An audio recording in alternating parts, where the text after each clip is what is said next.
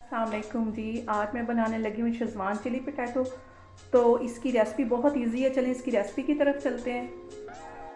Schezwan chilli potato बनाने के लिए सबसे पहले मैंने ये आलू उबाल लिए थे, तकरीबन ये 50% के करीब मैंने इनको बॉयल कर लिया है।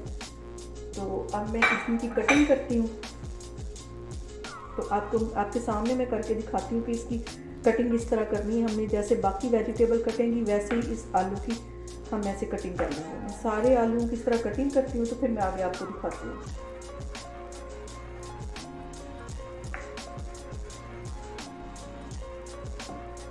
सारे आलू कट कर लिए, तो एक भर के चम्मच में जहाँ कॉर्नफ्लावर का डाल दूँगी, इसके अंदर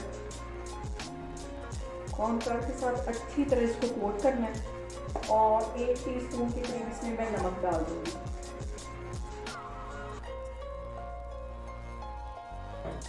एक टीस्पून ही इसमें मैं काली मिर्च डाल दूँगी और इनको अच्छी तरह हाथ की मदद से मिक्स करके तो ऐसे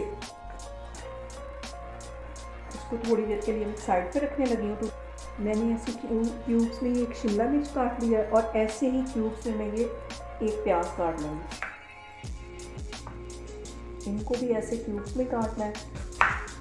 यहाँ पे मैं एक स्प्रिंग अनियन उसको भी ऐसे चकोर में ही काटूँगी। मैंने गर्म होने के लिए रखा हुआ है और बहुत ही एहतियात के साथ ये मैं आलू इसके अंदर डाल दूँगी और फ़ौरन इसमें चम्मच नहीं हिलाना। यहाँ पे कोई भी फ्राई चीज़ के लिए सबसे ज़रूरी ये होता है कि जब उसको फ्राई करें तो उसमें फ़ौरन हम चम्मच नहीं हिलाएं, क्योंकि वो अपनी शेप उसकी सारी ख़राब हो जाती है। तो अभी मैंने इसको ऐसे ही छोड़ा हुआ है और 2 से 4 मिनट बाद में इसको फिर इसकी साइड चेंज करती हूँ। आलू को फ्राई होते तकरीबन 4-5 मिनट हो गए और ये देखें इसकी बिल्कुल भी कॉर्नफ्लावर की इसके ऊपर से कोटिंग नहीं उतरी। तो इसको मज़ीद थोड़ा सा मैं कलर दूँ। यहाँ पे देखें आलूओं पे एक अच्छा सा कलर आ गया, क्रिस्पी से हमारे आलू भी बन गए। तो अब इसको मैं एक प्लेट में निकालती हूँ, तो फिर मैं आगे आपको दिखाती हूँ। मैंने यहाँ एक पैन ले लिया, उसमें 2 से 3 टेबल स्पून के करीब मैंने ऑयल डाल दिया।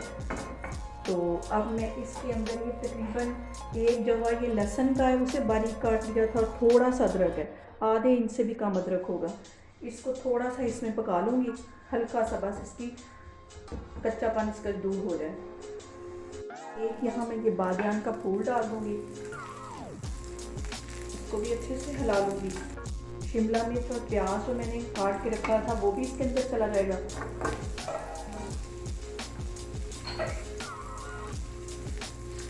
ये रेड वाली मिर्च है, इसको ऐसे तोड़ के तो ये इसके अंदर डाल दूँगी। 3 से 4 ये चली जाएंगे। इसके बीज कोशिश करूँगी इनको हटा लो।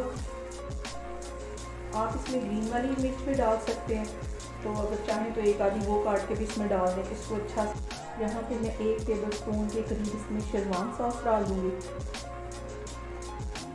बस 1 टेबल स्पून इसमें की सोया सॉस चली जाएगी। इसको भी अच्छे से मिक्स कर लेती हूँ। आग मैंने नीचे बिल्कुल स्लो रखी हुई है। केचप चली जाएगी, यहाँ से 3 से 4 टेबल स्पून ये केचप के चले जाएंगे। इसको भी अच्छे से हिला लेती हूँ।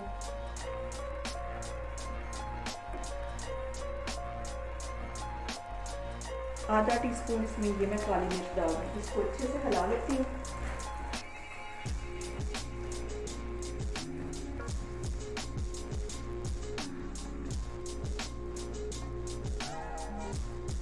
अब मैं वो आलू डाल दूँगी जो मैंने फ्राई करके रखे हुए थे।